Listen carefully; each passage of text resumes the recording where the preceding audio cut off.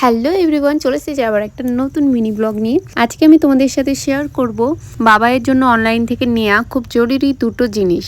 এই পার্সেলটা অ্যামাজন থেকে নিয়েছি এবং এর ভেতরে দুটো জিনিস আছে যেটা দুটোই বাবাইয়ের জন্য খুব দরকারি ছিল।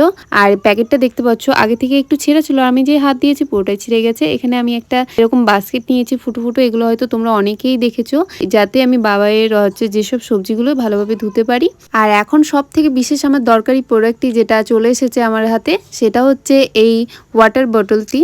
বাবাইকে এর আগে আমি ফিডিং বোতলেই জল দিতাম অল্প অল্প করে, যেহেতু ঠান্ডার সময় আর 6 মাস পার হয়েছে, অল্প করে জল দিয়ে শুরু করেছিলাম, কিন্তু এখন গরম পড়ে গেছে এবং ও 1 বছরের হতে চলেছে। এখন জলের পরিমাণটা একটু বাড়বে, যার জন্য আমি আলাদা করে একটা জলের বোতল নিলাম। এটা লাভল্যাপের একটা জলের বোতল, খুবই সুন্দর। আর এই বোতলটা বাবাই কিভাবে ব্যবহার করছে বা এর ফিডব্যাক কি, সেটা তোমাদেরকে লং ভিডিও শেয়ার করব। এই ভিডিওটা এতটাই কি করতে হবে জানোই তোমরা, লাইক করে দিও। টাটা।